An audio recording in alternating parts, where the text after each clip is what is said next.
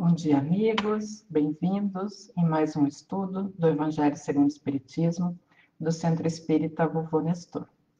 Antes de nós começarmos o estudo de hoje, vamos então à nossa prece. Deus nosso Pai, Mestre Jesus, espiritualidade amiga, nós agradecemos por esse momento de aprendizagem, agradecemos por seus ensinamentos, que eles possam nos ajudar em nossa caminhada evolutiva, nos tornando pessoas melhores, amando, respeitando o nosso próximo, da mesma forma que nós desejamos o mesmo para nós. Mestre Jesus, nós te pedimos que esteja conosco hoje e sempre, e que assim seja. Então, hoje nós vamos estudar o capítulo 19, A Fé Transporta Montanhas. E nós vamos estudar os itens 1 a 7, 11 e 12. Mas nós podemos nos perguntar, né, o que significa fé? Né? Qual é o conceito de fé? Então, aí nos dicionários, nós vamos encontrar que a fé, ela é a crença em alguém ou em alguma coisa. No aspecto religioso, é a crença nas afirmações de uma religião. Nas nossas ações, é a certeza daquilo que queremos que irá acontecer. E na nossa existência como criatura divinas, é a certeza em Deus. E no livro Consolador, O Consolador, de Emmanuel, nós temos uma definição na questão 354. A questão é, poder-se-á definir o que é ter fé? E aí Emmanuel, ele responde, ter fé é guardar no coração a luminosa certeza em Deus, certeza que ultrapassou o âmbito da crença religiosa, fazendo o coração repousar numa energia constante de realização divina da personalidade. Conseguir a fé é alcançar a possibilidade de não mais dizer eu creio, mas afirmar eu sei, com todos os valores da razão, tocados pela luz do sentimento. Traduzindo, a certeza na assistência de Deus, ela exprime a confiança que sabe enfrentar todas as lutas e problemas com a luz divina no coração e significa humildade redentora que edifica no íntimo do espírito a disposição sincera do discípulo, relativamente ao faça-se no escravo à vontade do Senhor. E é esse nível de confiança que nós almejamos chegar. Por isso que nós estamos aqui estudando, tentando entender as lições do nosso Mestre Jesus, os seus ensinamentos, colocando em prática através das nossas obras, através da prática da caridade. Então, é isso que a gente deseja para nós, ter essa confiança, ter essa certeza que nós estamos sempre sendo assistidos. O apóstolo Paulo, lá em Hebreus, no capítulo 11, versículo 1, ele diz que a fé é a certeza daquilo que nós esperamos.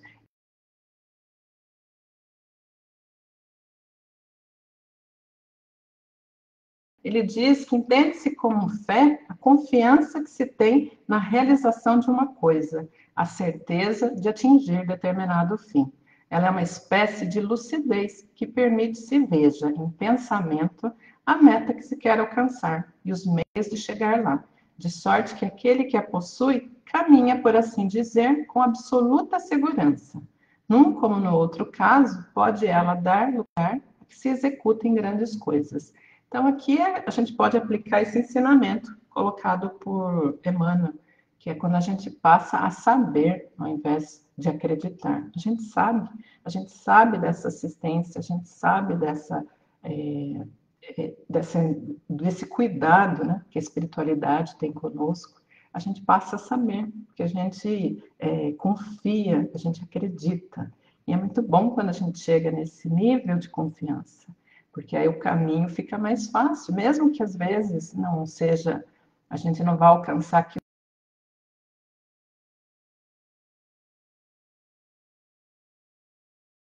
que está acontecendo, aquilo que deveria acontecer, aquilo que vai fazer a gente crescer. Então, e que muitas vezes não é aquilo que a gente deseja, mas é aquilo que a gente precisa. Aqui no Evangelho, também, nós temos a passagem de São Mateus, que está lá no capítulo 17, versículos 14 a 20. que fala sobre um homem que veio ao encontro de Jesus e lançou-se de joelhos a ele, pedindo: Senhor, tende piedade do meu filho, porque o filho era lunático e sofria muito. E às vezes ele caía no fogo, outras vezes caía na água. E ele disse a Jesus que ele tinha apresentado seu filho aos discípulos, mas que eles não puderam curar. Aí Jesus respondeu: Ó raça incrédula e depravada, até quando estareis convosco? Até quando vos sofrerei? Trazei-me aqui o menino. E aí o menino foi levado a ele e ele curou. E os discípulos, então, vieram perguntar para Jesus em particular, né, por que nós não pudemos, expulsar esses demônios? E Jesus respondeu: é por causa da vossa incredulidade, porque eu vou-lo digo em verdade. Se tivesseis fé como um grão de mostarda, diríeis a esta montanha: transporta-te daqui para ali, e ela se transportaria, nada vos seria impossível.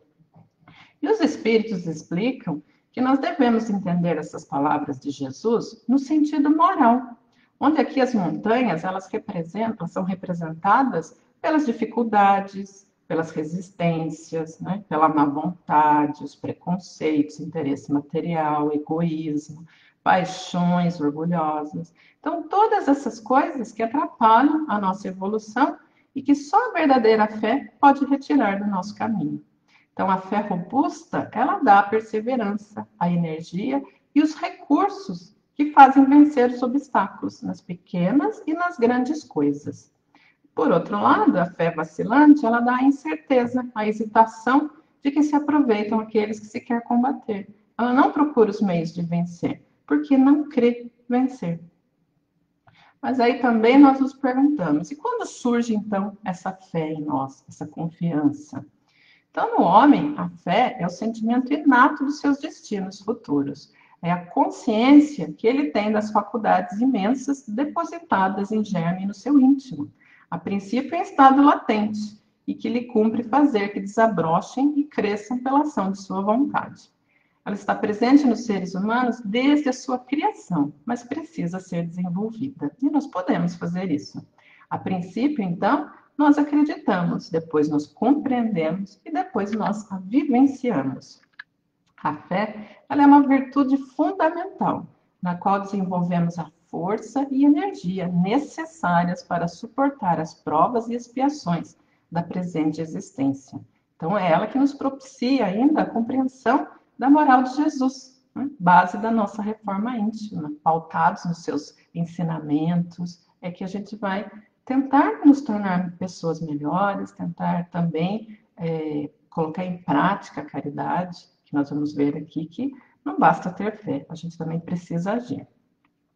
E qual é a característica da fé sincera? A fé sincera, ela é verdadeira e calma, e é sempre calma. Faculta a paciência que sabe esperar, porque tendo seu ponto de apoio na inteligência e na compreensão das coisas, tem certeza de chegar ao objetivo visado. É bem visível esse tipo de comportamento quando nós vemos as obras espíritas, né? Onde a gente vê as pessoas ali, aquelas pessoas que estavam ali, por exemplo, aquelas que estavam nos circos para serem assassinadas, a forma como elas iam até aqueles cristãos, né? Como eles iam até aquele lugar sem receio, cantando muitas vezes, acreditando. Então, para a gente isso é um ensinamento muito importante, né? Acreditar que a gente tem ali, isso aqui é uma passagem, né? Que o melhor está por vir. Então, ver essa calma, essa paciência, também é um dos destinos que a gente quer chegar, né? E se tornar essa pessoa paciente, essa pessoa calma. Porque também quando a gente vê as pessoas agindo assim, isso nos atrai. A gente olha para eles, né, e pensa, nossa, mas que pessoa branda, que pessoa tranquila. E a gente deseja chegar nesse mesmo nível. Porém, a fé vacilante, ela sente a sua própria fraqueza quando estimula o interesse. Ela torna-se furibunda e julga suprir com a violência a força que lhe falece. Então, o terrorismo aqui é um exemplo praticado por aqueles que dizem ter fé. em nome da fé, eles cometem uma série de assassinatos, né? Coisas que para a gente, assim, é muito difícil de se ver, e coisas que vão totalmente contra os ensinamentos de Jesus. Então, a calma na luta é sempre um sinal de força e de confiança. A violência, ao contrário, ela denota fraqueza e dúvida de si mesmo. Então, a fé, ela necessita de uma base, a base que é a inteligência perfeita daquilo que se deve crer.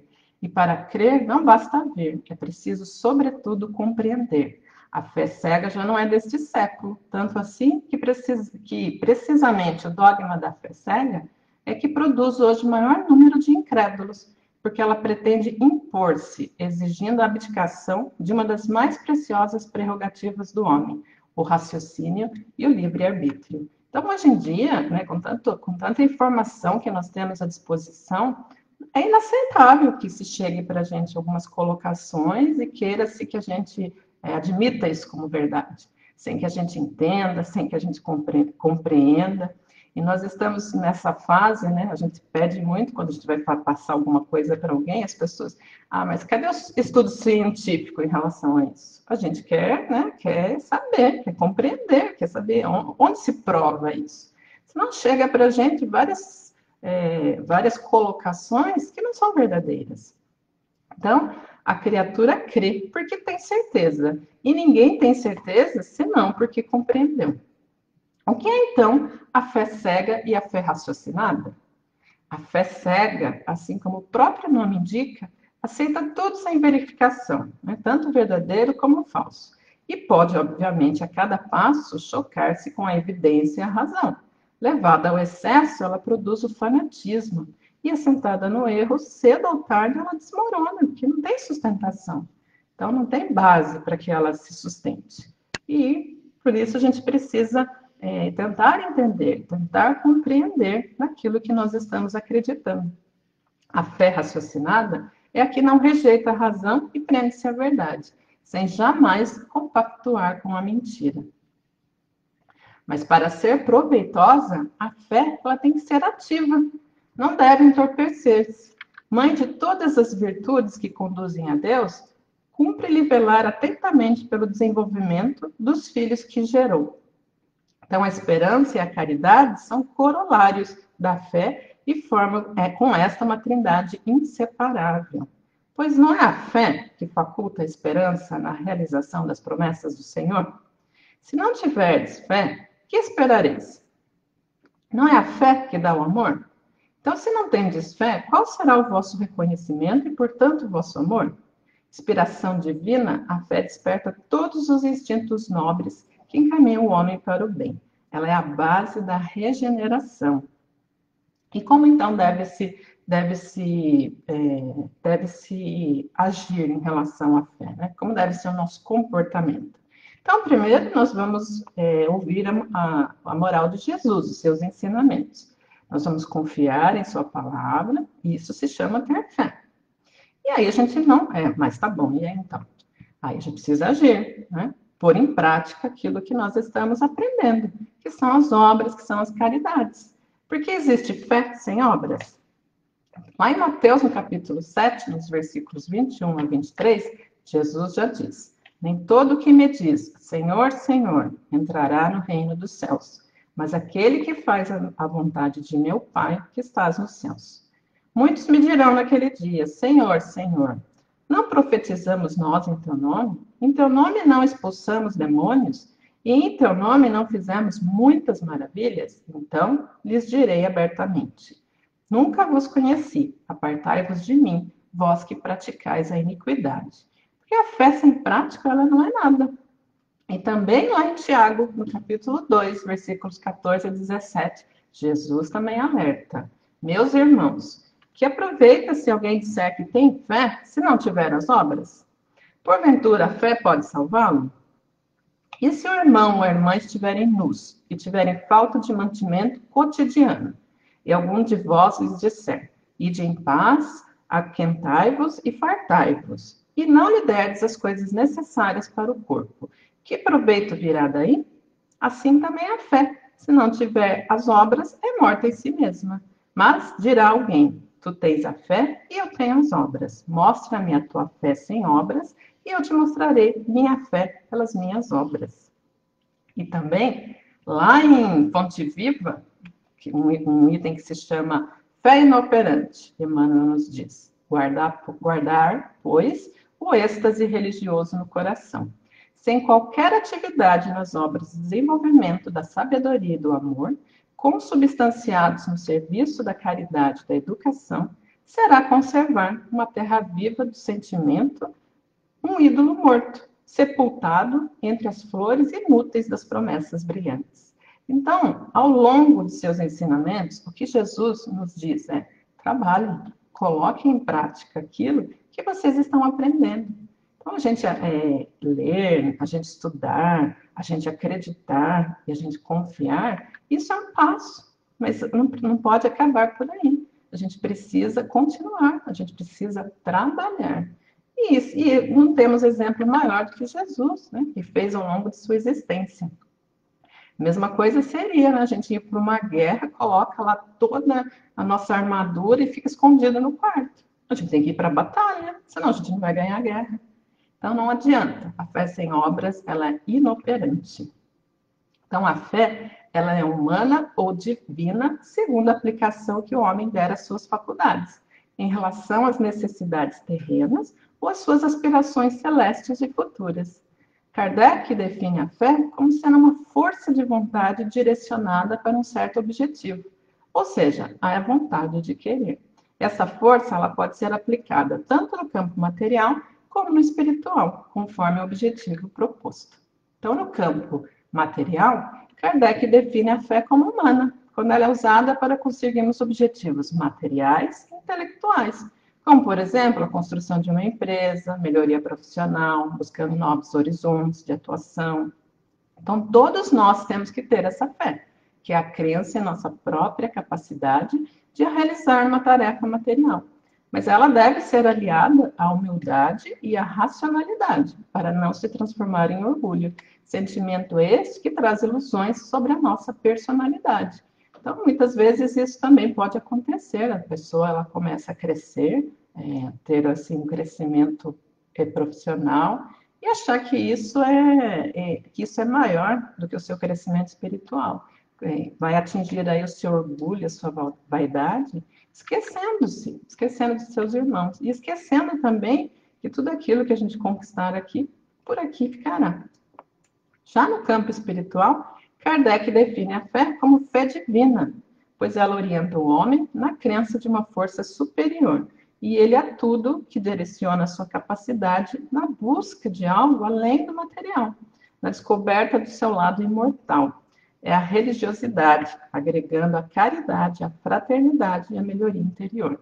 Então, esta fé, aliada à fé humana, espiritualiza os objetivos desta última e direciona essa força material para a satisfação da coletividade e não mais só da individualidade. Então, aqui, de fato, a gente chega ao ponto de entender que nós estamos, que isso aqui não é um planeta escola, nós estamos aqui para aprender.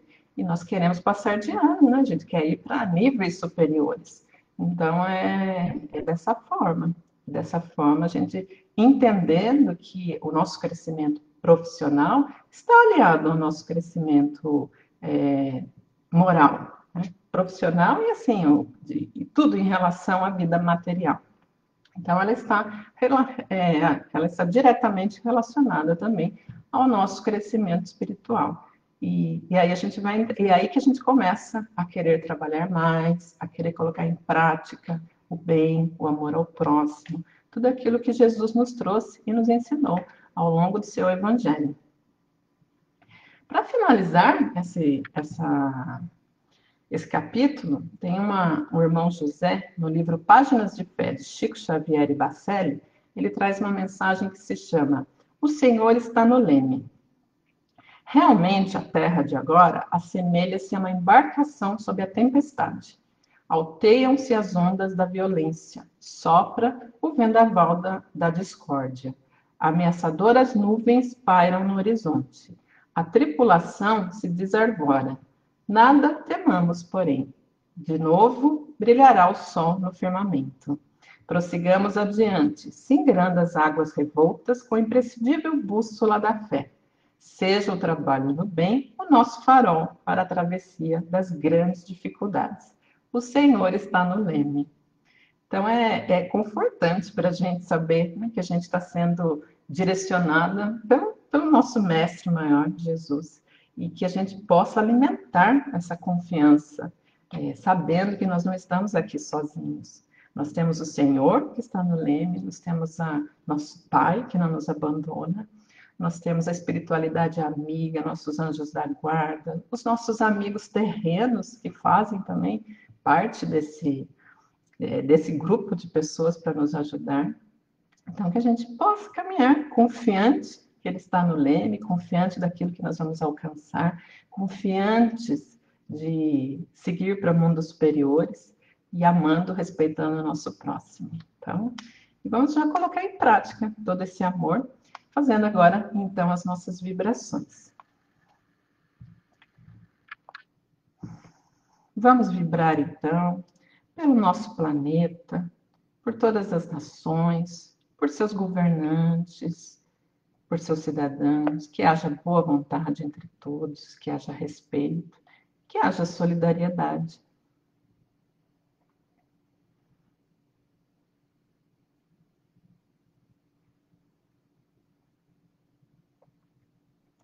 Vamos vibrar por todos os lares da Terra, para que em cada um deles exista amor, paz, união, cumplicidade e respeito.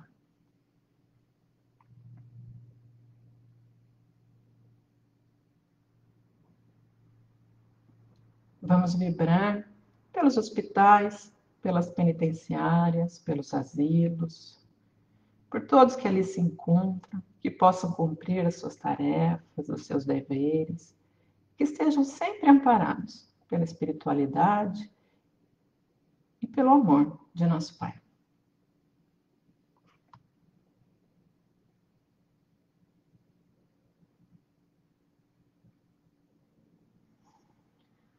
Vamos vibrar pelos nossos irmãos que se encontram enfermos, que eles possam encontrar a cura para os seus males, ou então a força necessária para suportar.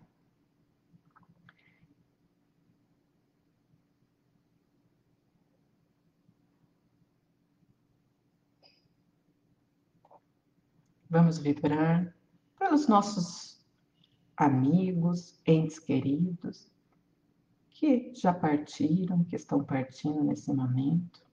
Hoje, especialmente, nós gostaríamos de vibrar pelo marido da nossa companheira Solange, Reginaldo, que hoje seguiu para a pátria espiritual. Que ele possa ser recebido com muito amor, com muito carinho, e que toda a família possa ser amparada nesse momento de dor.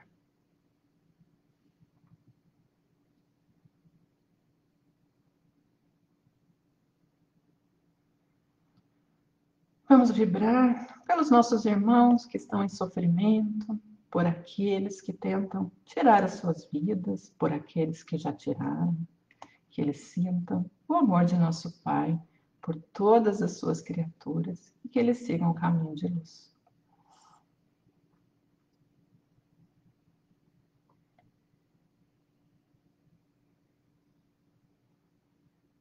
Vamos vibrar pelo Centro Espírita Vovô Nestor, pela creche, por seus núcleos, pelos assistidos, por todos os trabalhadores, encarnados e desencarnados.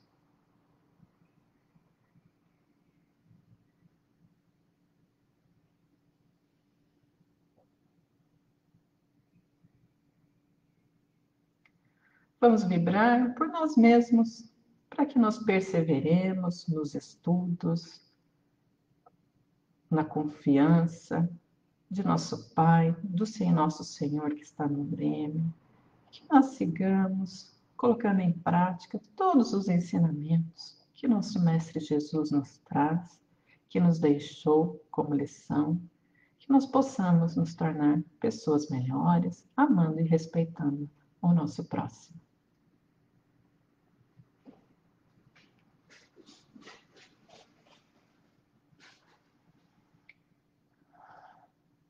Mestre Jesus, nós agradecemos por esse momento, pela oportunidade e pedimos que nos dê força para que nós continuemos a lutar pelo nosso crescimento moral, espiritual. Estejamos sempre dispostos a estender a mão ao nosso próximo, Senhor. Pedimos que esteja conosco hoje e sempre, e que assim seja.